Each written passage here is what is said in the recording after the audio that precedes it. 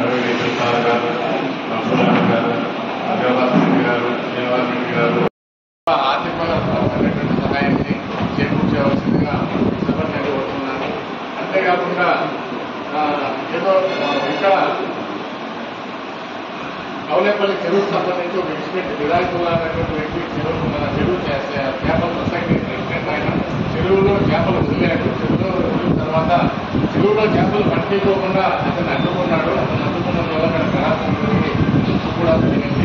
తర్వాత అక్కడ ఆయన హాస్పిటల్లో ఉన్నప్పుడు పరామర్శించడానికి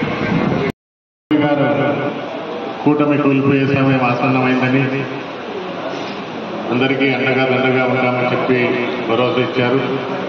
మన ముఖ్య అతిథి అంటే మన అదృష్టంగా భావిస్తున్న పార్టీ అతనికి చేయులుగా 50 రూపాయలు చెక్కును నాయకులు చేతులుగా రవి సార్ గారు, నరసింహ గారు, అజయభాస్ రెడ్డి గారు, శ్రీనివాస్ రెడ్డి గారు. తెలుగుదేశం ప్రభుత్వం కూటమి ఏర్పడిన తర్వాత ప్రభుత్వం ఈ రాష్ట్రంలో అరాచకాలు, హత్యాకాండ, దౌర్జన్యాలు చాలా ఎక్కువైపోయినాయి. దానిలో భాగంగా కదిరిలో కదిరి నియోజకవర్గం తలుపుల మండలంలో పెరిగిపల్లిలో మన చిన్న కృష్ణారెడ్డి అన్నకు దాడి జరిగింది. అదే కాకుండా మన సోషల్ మీడియా మీద అంజనన్న పైన కూడా దాడి జరిగింది. మొదటిసారిగా ఎలక్షన్ తర్వాత మన నాయకులు జగన్మోహన్ రెడ్డి సార్ పులివెందులకు వచ్చినప్పుడు నేను పోవడం జరిగింది. దాని ముందే ఈ 2 దాడులకు రిలేటెడ్ ఏవైతే వీడియోస్ ఉన్నాయో మరియు ఫొటోస్ ఉన్నాయో నేను పంపడం జరిగింది. మళ్ళీ నేను పులివెందులకు వచ్చిన తర్వాత సార్ అడిగినారు ఏం జరిగింది, ఏమంటే ఇదంతా చూపించడం జరిగింది. దానికి గాను ఆయన స్పందించి తప్పకుండా వైఎస్ఆర్సీపీ పార్టీ తరఫున వాళ్లకు సహాయం చేద్దాం, అండగా నిలబడదామని వాళ్ళు ఆ రోజు చెప్పినారు. ఆయన ఆ రోజు చెప్పిన విధంగా 50,000 ఆర్థిక సహాయం మన పార్టీ ఈరోజు 2 చెక్కులు వాళ్లకు అందజేస్తా ఉన్నాం. అదే కాకుండా ఏవేవై గొడవలు జరిగినాయో, ఎక్కడెక్కడ దాడికి దిగినారో వాళ్ళకి తప్పకుండా వాళ్ళ అన్ని డీటెయిల్స్ మేము తప్పకుండా పార్టీకి పంపుతాం. అక్కడి నుంచి వారికి ఏ సహాయం అందజేయాలో అవన్నీ దానికి కానీ మేమంతా తోడ్పడతామని, అదే కాకుండా పార్టీ కార్యకర్తలకు మరియు వైఎస్ఆర్సీపీ కుటుంబ సభ్యులకు మేమంతా అండగా ఉంటామని మేము జగన్మోహన్ రెడ్డి సార్ కూడా వివరిస్తాం. అదే కాకుండా మేమంతా తప్పకుండా అండగా ఉంటాం. మీకు ఆపద వచ్చినా, ఏ కష్టం వచ్చినా మాలో మీరు ఫోన్ చేయండి. మీ దగ్గర మా అందరి నంబర్లు ఉన్నాయి. మేమందరూ తప్పకుండా మీకు అండగా నిలబడతాం. అది ఆర్థికంగా కానీ మీకు వేరే విధంగా కానీ మేము ఎల్లప్పుడూ మీకు అండగా ఉంటామని మేము ప్రోత్సహిస్తున్నాం. మీకందరికీ తెలుసు, ఈ నెల 24వ తేదీ ఢిల్లీలో ధర్నా జరిగింది. దానికి గాను నేను, అజయభాస్ రెడ్డి అన్న, పూల శ్రీనివాస్ రెడ్డి అన్న, చంద్రబాష అందరూ మేము ఆ ధర్నాకు మేము పోయినాం. అక్కడ పోయిన తర్వాత ఇక్కడ ఈ రాష్ట్రంలో జరుగుతున్న అరాచకాల గురించి ఓ టీవీ పైన డిస్ప్లే చేసి ఈ దేశంలో ఉన్న ప్రధాన పార్టీలన్నీ వాళ్ళు వచ్చినారు, నాయకులు వచ్చి చూసి వాళ్ళంతా ఒపీనియన్కి వచ్చినారు. ఏమంటే ఆంధ్ర రాష్ట్రం బీహార్ కన్నా చాలా అధ్వానంగా తయారైంది కాబట్టి త్వరలోనే రాష్ట్రపతి పాలన విధించాలని వాళ్ళందరూ వాదన చేసినారు. మా జగన్మోహన్ రెడ్డి సార్ కూడా ప్రతి ఒక్కరికి వివరించి చెప్పినారు ఆంధ్రప్రదేశ్లో. ఎందుకంటే 2014 నుంచి 19 వరకు తెలుగుదేశం ప్రభుత్వం ఉంది. దాని తర్వాత 2019లో వైఎస్ఆర్సీపీ పార్టీ ప్రభుత్వం ఏర్పడిన తర్వాత ఇలాంటి వాతావరణం ఎక్కడా లేదు. 5 సంవత్సరాలు చాలా పీస్ఫుల్గా, ఎందుకంటే ఎలక్షన్ అనేది ఎలక్షన్ టైంలోనే, దాని తర్వాత ప్రజలందరూ మనోళ్ళే, మన రాష్ట్ర ప్రజలు అందరూ బాగుండాలనే ఉద్దేశంతో ఏ రోజు ఎక్కడ ఈ గలాట జరగలేదు. కానీ అదే 2024 వచ్చిన తర్వాత లేనిపోని అరాచకాలు, దౌర్జన్యాలు, హత్యాకాండాలు, ఫోన్లు చేసి భయపట్టించాము, ఏమేమో జరుగుతున్నాయి. ఇలాంటి వాతావరణం మేము 5 సంవత్సరాలు మా ప్రభుత్వంలో ఎప్పుడూ జరగలేదు. అది మేము ప్రధాన పార్టీల నాయకులకు ప్రతి ఒక్కరికి వివరించినాం. వాళ్ళకు కూడా తెలుసు జగన్మోహన్ రెడ్డి సార్ ఎంత డీసెంట్ గా 5 సంవత్సరాలు పరిపాలించినారు. అందువల్లనే 40% ఓట్ షేర్ అనేది వచ్చింది. మేమంతా ఓడిపోయింది దాదాపు 32 కాన్స్టిట్యున్సీలో 3,400తో ఓడిపోయినాం. మిగతావన్నీ 5,000 నుంచి 10,000 వరకు అవి అంటే మేము దాదాపు 10,000 లోపల 70 సీట్లు మేము వచ్చి ఓడిపోయినాం. మేము 80 సీట్లు 90 సీట్లు వచ్చినా కానీ 90 సీట్లు ప్రభుత్వం అది ఏర్పడేదే. కాబట్టి మా వైఎస్ఆర్సీపీ పార్టీ చాలా పటిష్టంగా ఉంది. రాబో రోజుల్లో అప్పుడే తెలిసిపోయింది కూటమి ప్రభుత్వం ఎలా రూలింగ్ చేస్తా ఉంది. మేము అమ్మఒడి ఇస్తామంటే తల్లికి వందనం అని చెప్పినారు. ఇప్పుడు తల్లికి వందనం పోయి వేరేది పంగనామాలు పెడుతున్నారు. ప్రతి ఒక్కరూ గమనిస్తున్నారు. ఈ రాష్ట్ర ప్రజలు ఏమేమి జరుగుతా ఉందో ప్రతి ఒక్కటి గమనిస్తున్నారు.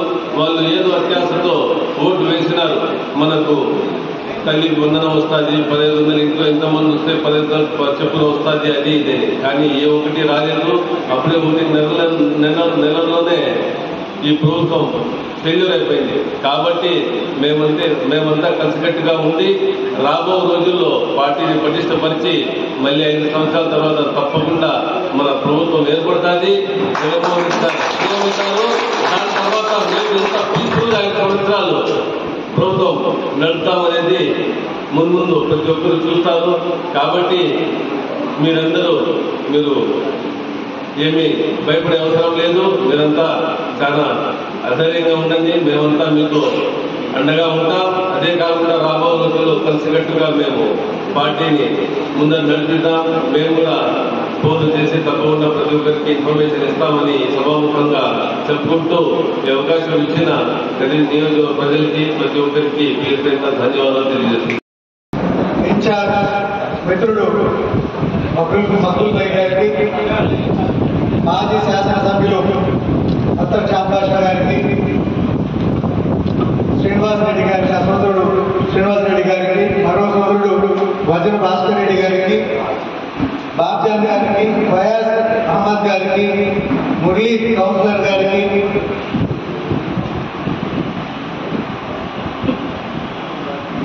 ఇక్కడికి ఇచ్చేసినటువంటి కౌన్సిలర్లకు, ఎంపీటీసీలకు, సర్పంచ్లకు, పార్టీ మండల కన్వీనర్లకు, మొన్న జరిగినటువంటి ఎన్నికలలో పార్టీ అభ్యర్థి అయినటువంటి మక్బూల్ గారిని గెలుపు అంచుల వరకు తీసుకుపోయినటువంటి కార్యకర్తల దేవుళ్ళందరికీ కూడా తల వంచి నమస్కరిస్తూ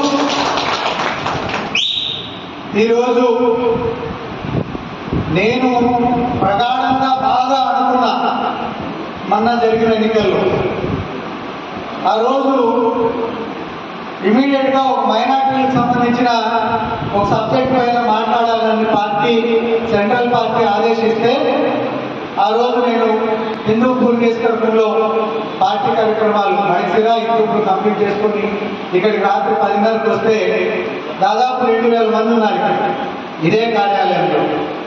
నేను ఆ రోజు మనసులో వెంటనే అనుకున్నా, ఖచ్చితంగా మక్బూల్ ఈసారి 120% గెలుస్తాడు. నాకు ఇంకొక నమ్మకం ఏమంటే 2014వ సంవత్సరంలో మేమందరం, నేను కానీ అత్తర్ చాంబాషా కానీ మేమందరూ ఆ రోజు శాసనసభ స్థానానికి పోటీ చేసినప్పుడు 14 నియోజకవర్గాల్లో కేవలం 2 నియోజకవర్గాలు మాత్రమే గెలిచాయి. ఒకటి అత్తర్ చాంబాషా గారు, ఒకటి విశ్వేశ్వర రెడ్డి గారు. మరి పార్టీ కొత్తగా స్థాపించినటువంటి ఆ రోజుల్లోనే అత్తర్ చాంబాషా గారికి ఇక్కడ ఉన్నటువంటి పార్టీ కార్యకర్తలు అయితేనేమి, నాయకులు అయితేనేమి, అభిమానులు అయితేనేమి ఆయన గెలుపుకు విశేషంగా కృషి చేసి గెలుపుని అందించినారు. 19లో అదే రకంగా పార్టీ అభ్యర్థిని గెలిపించినారు. 24లో సత్యసాయి జిల్లాలో నాకు బాగా నమ్మకం కలిగినటువంటివి 3 నియోజకవర్గాలు: కదిరి, ధర్మవరము, మడక్సిర. ఈ 3 నియోజకవర్గాలు 100% మనం గెలుస్తున్నామనే విషయాన్ని కూడా పార్టీ వారు నన్ను అడిగినప్పుడు నేను మీ జిల్లా నుంచి ఎన్ని గెలుస్తున్నానంటే 3 అయితే 100% గెలుస్తున్నాం, పుట్టబట్టి గెలుపు అంచుల్లో ఉంటుంది అనే మాట నేను చెప్పడం జరిగింది. కానీ మనం ఒకటి అనుకుంటే దేవుడు ఒకటి అనుకుంటాడు. కానీ ఈరోజు గెలుపు సాధించిన వాళ్ళకు అది గెలుపు కానే కాదు. ఎందుకు ఈ మాట అంటున్నానంటే, నా స్వశక్తితో నా పార్టీ బలంతో నేను గెలిచినప్పుడు అది గెలుపు అవుతుంది. తగుదనమ్మా అని 5 సంవత్సరాలు మన పార్టీ ద్వారా పదవి అనుభవించి, నాకు కూడా జగన్మోహన్ రెడ్డి గారు 2 సార్లు నాకు టికెట్ ఇవ్వాల, 19లో కానీ 24లో కానీ. నేనేమి పార్టీకి మోసం చేయాల. 19లో ఆ రోజు ఎవరైతే పార్టీ అభ్యర్థిగా నిలబెట్టారో ఎక్బాల్ గారిని నేను నా ఇంట్లో కూర్చొని తప్ప నేను ఆ భగవంతుని పైన ఒట్టేసి చెప్తాను. నేను ఆయనకు వ్యతిరేకంగా నేను పనిచేయాలి. నేను నిజంగా ఆయన వ్యతిరేకంగా పనిచేసింటే ఆయనకు 72,000 ఓట్లు వచ్చినాయి. 30,000 ఓట్లు కూడా ఆయన తెచ్చుకునేవాడు కాదు. ఇది వాస్తవమైన మాట నేను చెప్తాను. ఎందుకు ఈ మాట ఈ సందర్భంగా చెప్తాను అంటే, ఒక్కొక్కసారికి ఒక్కొక్కరికి అధికారం రావాలి, అది మంచి పద్ధతి కూడా. ఈరోజు మన మక్బుల్ గారికి పార్టీ అధిష్టానం నిర్ణయం తీసుకుంది. గతంలో శాసనసభ్యుడిగా ఉన్న వారికి కూడా అవకాశం ఉండాలి, ఏదో రూపంలో జగన్మోహన్ రెడ్డి గారు అందిస్తారని నేను బాగా నమ్మినోని. కాబట్టి ఆయన ఆవేశంలో తప్పులు చేయడం వల్ల ఈరోజు ఇంకొకరికి మనం అవకాశం ఇవ్వడం జరిగింది. మనం ఏదైనా భేదాభిప్రాయాలు ఉంటే మనం కొట్లాడుకోవచ్చు, తన్నుకోవచ్చు, చంపుకోవచ్చు, ఇబ్బంది అలా, అది మొగోడి పని. ఇప్పుడు జరిగింది అయితే నాకు నిజంగా బాధ కలిగించే అంశం అని తెలియజేస్తూ, ఇక్కడ ఉన్నటువంటి శ్రీనివాస్ రెడ్డి గారు ఒక మాట అన్నారు, నా మనసులో మాట అది. నాకు సంబంధించిన సత్యసాయి జిల్లాకు సంబంధించిన 7 నియోజకవర్గాల్లో నేను గతంలో 3 సార్లు శాసనసభ స్థానానికి పోటీ చేసినప్పుడు 3 సార్లు ఓడిపోయిన వారం లోపలే దాదాపు 5,000 నుంచి 6,000 మందికి తక్కువగా ఉన్న కార్యకర్తల సమావేశం ఏర్పాటు చేసి వాళ్ళకందరికీ కూడా మామూలు భోజనాలు కూడా పెట్టారు. నాన్ వెజిటేరియన్లో పెట్టి వాళ్ళని మళ్ళా యుద్ధానికి తయారు చేస్తూ 2 విషయాలు నేను అనుకున్నా ఆ రోజు 3 ఎలక్షన్లలో కూడా. ఒకటి, కష్టపడిన దానికి నేను వాళ్ళకు ధన్యవాదాలు చెప్పే కార్యక్రమం. రాబోయే 5 సంవత్సరాలు ఆ కష్టాన్ని ఎదుర్కొనే దానికి మనమందరూ కలిసి ఈ రకంగా ప్రణాళిక వేసుకొని ముందుకు వెళ్లాల్సిన బాధ్యత ఉంది. కాబట్టి అవన్నీ చర్చించుకోవాలనే ఉద్దేశంతో ఆ 3 ఎలక్షన్లో కూడా నేను అదే రకంగా చేశాను. నేను ఇంతకుముందు కారులో వచ్చేటప్పుడు కూడా ఇక్కడ మక్బుల్ గారు కూడా మాట చెప్దామనుకుంటున్నా. అందులో ఒక శ్రీనివాస్ రెడ్డి గారు మంచి సలహా ఇచ్చినారు. భవిష్యత్తులో 7 నియోజకవర్గాల్లో కార్యకర్తల సమావేశం అట్లా ఇట్లా కాదు, మనకు వచ్చే ఆ మీటింగ్ వల్లనే ఈరోజు పాలకపక్షం మన జోలికి రావాలన్నా, మనకు ఇబ్బంది పెట్టాలన్నా 1-10 సార్లు ఆలోచన చేయాలి. మనం ఇట్లా ఉంటే భయపడతారు, ఇట్లా ఉంటే ఎవరు కూడా భయపడరు. మనకు ఎవరైనా ఎక్కడైనా భేదాభిప్రాయాలు ఉంటే అభ్యర్థి మమ్మల్ని పట్టించుకోలేదనో, మాతో మాట్లాడలేదనో,